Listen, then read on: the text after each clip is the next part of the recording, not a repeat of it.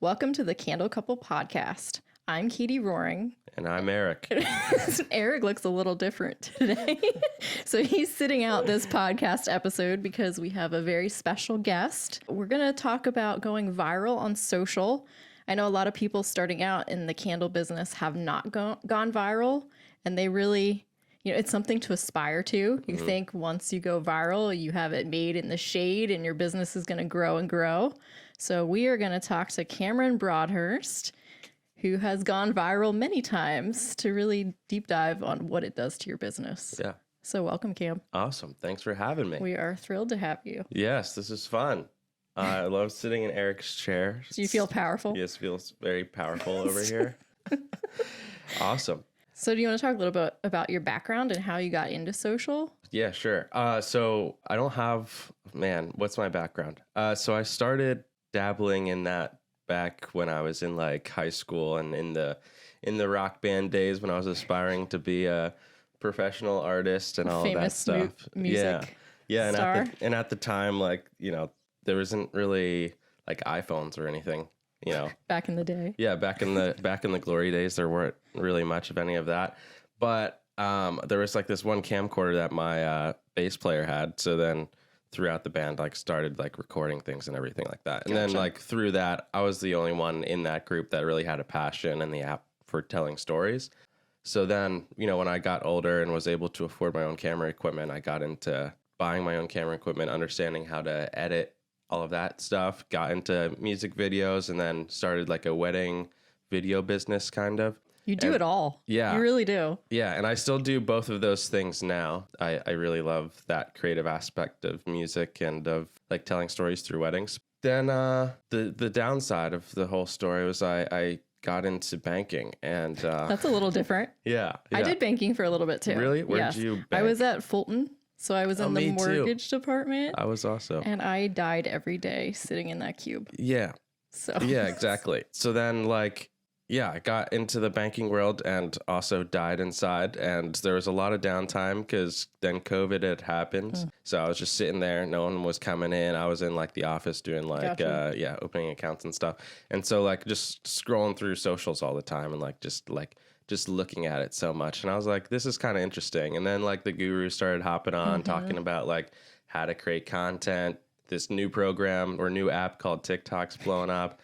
My sister-in-law is talking about TikTok. I'm like, this is the dumbest thing ever. The videos are only 7 to 15 seconds long. What is this thing? I kind of thought the same thing when I first heard about TikTok. This is stupid. Yeah, exactly. Yeah. And I didn't even download it myself at that point. But yeah, just feeling like I should be doing a little bit more with my career and some of the talents that I had built previously.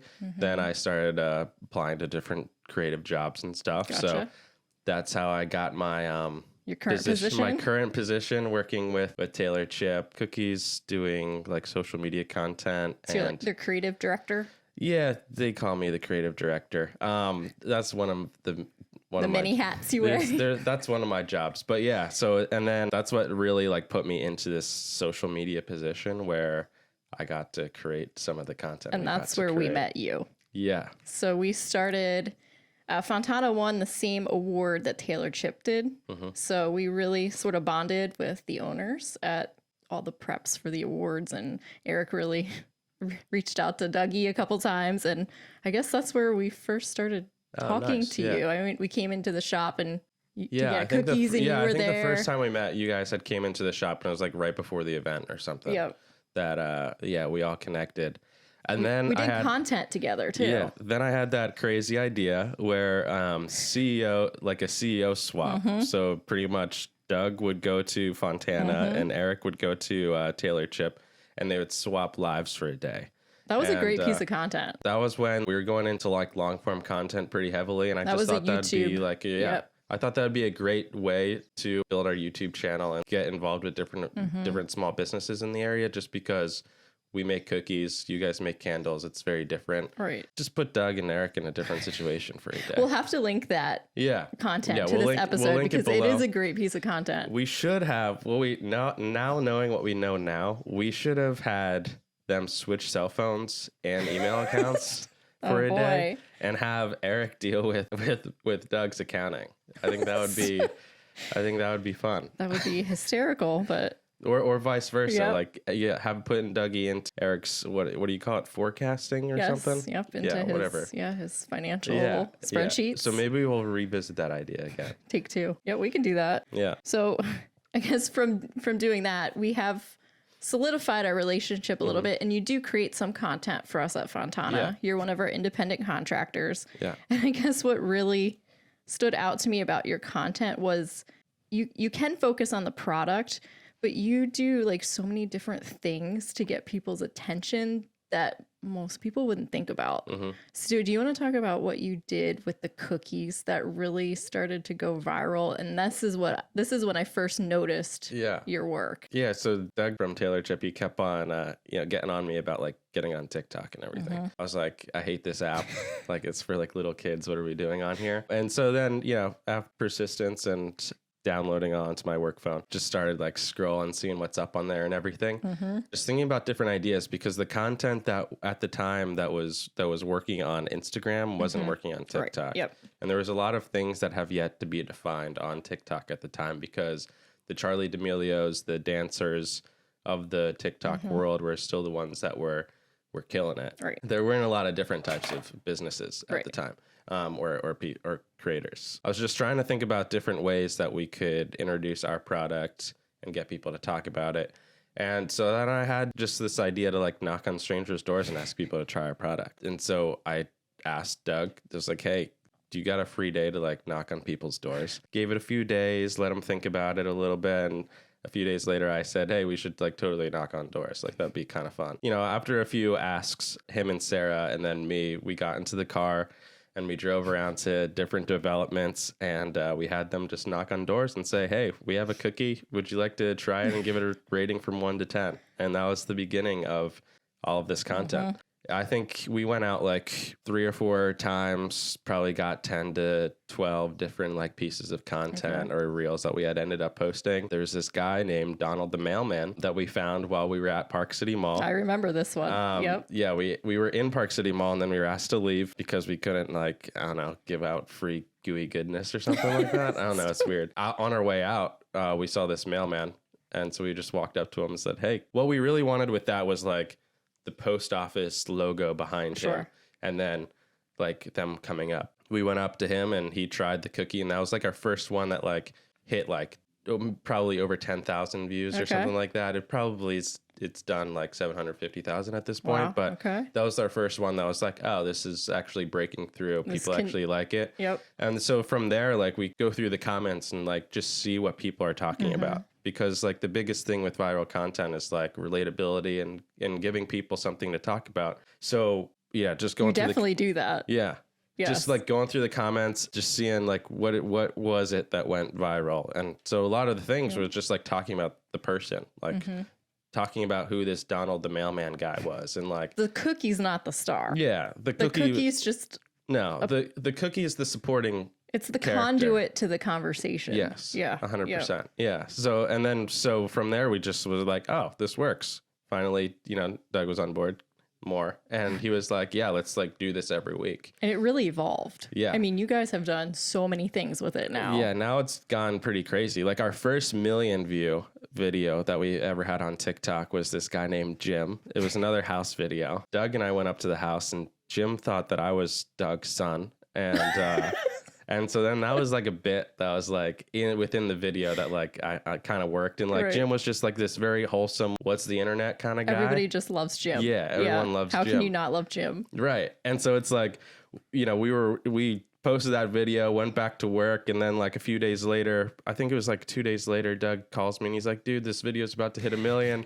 And so we got together and we like drove to Jim's house because we were so excited. You needed more Jim. Because we were so excited to tell Jim that our video was about to hit 1 million. We waited. We have this on camera. We just waited outside of his house for like 20 minutes until the video hit 1 million. And then we knocked on his door and we're like, Jim, look at this.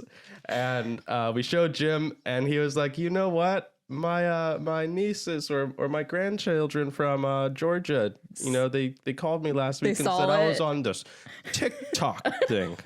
And it was just really cool. And so then from there, yeah, we've evolved to like several different types of ideas, because with viral content, it's like you got to evolve the idea over and over and over again. Was Jim your biggest performing video, your best performer? No, those are our first million. So what's your best performing video? I think it's either between me going up to cops at like 3:00 in the morning in St. Petersburg, Florida. So you've taken this on the road. Yeah. We flew to Florida a few times, not just for cookie reviews. Right, you have other business there. We had other things to do down there, but we're always bringing cookies in our checked bags. So that one I think is probably at like 6.5 million. Wow. Maybe closer to 10 now. Jeez. And then there was another one that Doug did that's probably at like 3 or 4 million right now. Okay. And then from Jim on for like a good like 8 months. You had a good ride on TikTok. Yeah, we had a good ride on TikTok where every video was kind of hitting it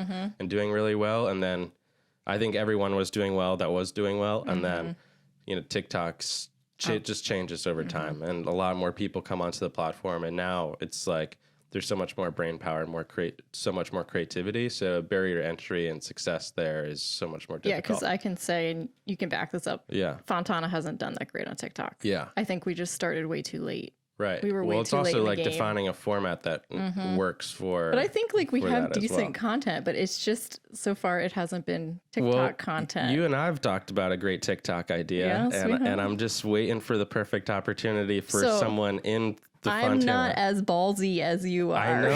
I know, but I think like people would be down to talk about. So like my idea with Fontana was that their product, their candles are better for you. They're healthy, way healthier. There's a bunch of upsides. Don't have all the junk and fragrance. Yeah, yep. Exactly. And so you see so many people go to like Yankee Candle and Bath and Body Works. Bath and Body Works, ton of different candles, a bunch of different companies, and walk out with like tons of stuff. My wife is also one of those people sometimes. Still? Well, if they send a discount code in the mail, what are you going to talk supposed to Natalie. Fontana doesn't send direct mail. Just kidding. Not yet. And so like my idea was like you should just wait outside of one of those stores or outside the mall, whatever you want to do. Where you typically get kicked out? Yeah, wherever wherever you're most comfortable. Like maybe outside would be better. And then you wait and just watch people's bags and just wait until you get like a Bath and Body Works bag. Then you go up to them. Yeah. Go up to them and you're like, hey, could I tell you about like what's in that candle that you're about to burn in your house? And then just like list all of that stuff and be like, hey, did you know that? And then offer to buy them their candle in exchange for your candle. Yeah. And that was pretty much the idea. I mean, I love the idea. I just warm up to me doing it. I think Eric could do it. Eric could probably do it too. But he's like kind of like, he's got the muscles and stuff. It's like, well, he looks like the healthy lifestyle we're trying to portray. Yeah, but it would kind of be scary. Guys aren't carrying the candle bags. So it's like, what do you know, dude? The girls are going to be like, what do you know, dude, about candles? Say, don't you know who I am? Yeah. But no, I think like format is really important and like the type of content, because it's like we've had this stuff that I've helped you to create with Fontana. Like there's been some things that work and some things that don't work. And us then we're like trashing chemicals works really well. Yeah, basically like when you talk about the value of your product versus other people, educating people on things educational pieces that they don't already know. Like that's super huge and works super well. But just figuring out like what that idea looks like and what format for it looks like with TikTok is kind of what we're trying to figure out. So to compare with like your numbers at Taylor Chip, I took a look. Our most viral reel on Instagram had 71,000 views. Yeah, well, which one was it? That was the one for Breast Cancer Awareness Month, where we talked about how most of the candles that are pink are actually really bad for your hormones, which could lead to breast cancer. Right. So that one did really well. And then on TikTok, our most viral had 164,000 views. Which one was that? That was Trashing Fragrance. It was just a simple shot in the in the store with all the candles on, and it just had the text about how bad fragrance is for you. So that's our best TikTok ever. Nice. That's huge. Do you know what like that all equates to in like followers and growth when it happened? It's hard to say because it went viral because it was so controversial, and there were a lot of people saying, I don't care, I'll take the cancer, I want my Bath and Body Works. Right. So with going viral to that level, you do get both sides of the coin. Yeah. To me, that was just a really top of funnel awareness, and it didn't really drive a ton of sales. Not like our Instagram does. I'm more of like a comedy guy, so I'd like take all those comments and like make fools of all of them, Yep. and like the most like lighthearted, loving. You're welcome. Way that I'll give you the account. Could. Go for it. Because it's like I'd rather take the cancer, like make a whole skit around that. Well, like that pisses me off because my dad died of cancer. Right. So when I see that, it's like very personal. For sure. And I just want to cry in the corner. Yeah. So it's like very different. When it gets into the algorithm and you start getting comments like that, it's like people are noticing something. And so it's like, what are they noticing? On our Instagram, when we start getting some negative comments, I'm the one that's how you know. Very much like, okay, Cam, let's stop this one. Let's edit it. Let's do something. And you're like, let it roll. So when you started hitting, like you hit the TikTok algorithm, did you notice any immediate impacts to Taylor Chip? Yeah. So like so we have 3 retail locations in Lancaster. They always ask like, hey, how'd you hear about us? Sure. And so like I sit in the corner and work sometimes, and typically listen, like right? just like listen and just observe. I like just seeing what's going on, what the vibes are when people walk in. A lot of people would always say Facebook because we run Facebook ads and like all this different stuff. And then like slowly people were like, oh, I saw your video on TikTok. Okay. And then slowly people started like pointing at me in the corner and saying like, that's the TikTok guy, or like Dougie and I would be like out doing a cookie review, and now people know who we are all of a sudden.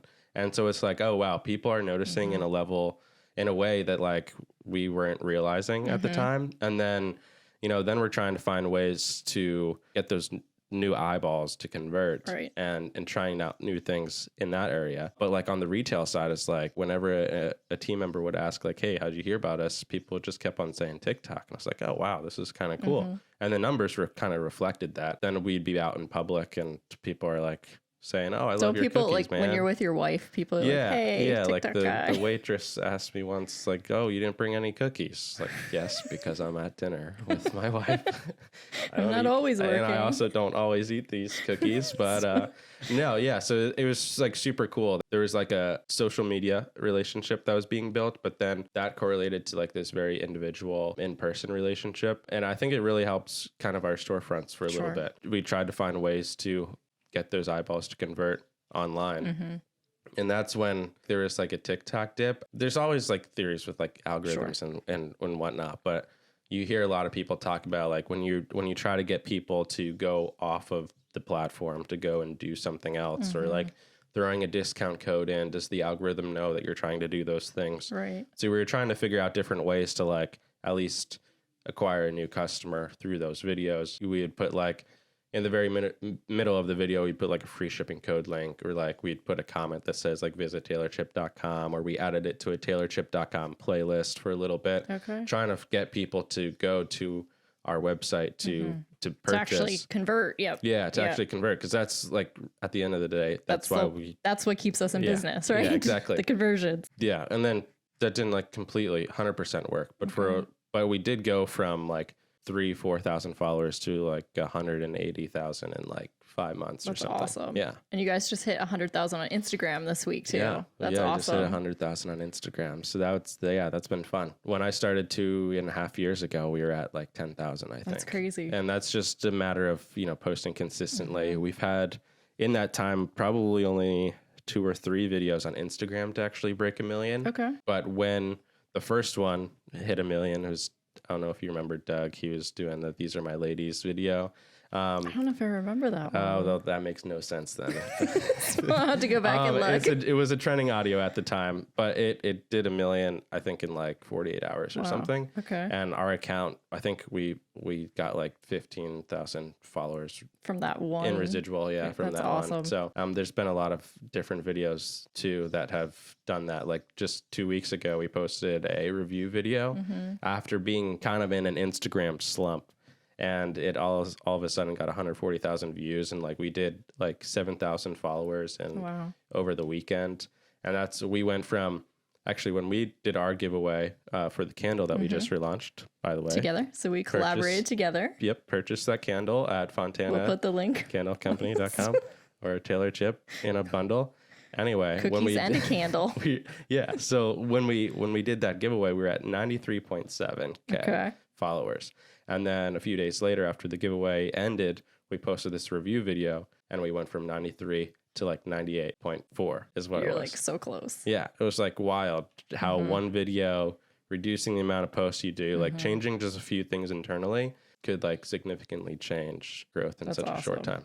Yeah. So you guys have gone viral many times now. So for those that think going viral once will make your business, what would you like to say to that? There's some businesses or people that like that's a huge launching pad, but it's like once you have that, it's a good foundation. yeah, it's like once you get that viral video that tells you so much about probably one, like who you are and the content that you can create, and two, like what people care about when you're like talking to the camera or like doing something. Those two things can inform you so much about like the trajectory of like your account or like what you want to be creating content around. Sure. And if you're willing to put maybe a little ego aside and like a little creative preference aside to just create the content that the people want in a Create way for the people. Yeah, in a little way, like Yep. like keep yourself in the content because that's important because you need the emotion, you need like this personalized experience. Yeah, use that one video to really inform yourself on what people want to see and then just do that over and over and over again. We were talking about this the other week and you made a comment. You really become a slave to the algorithm. Yeah,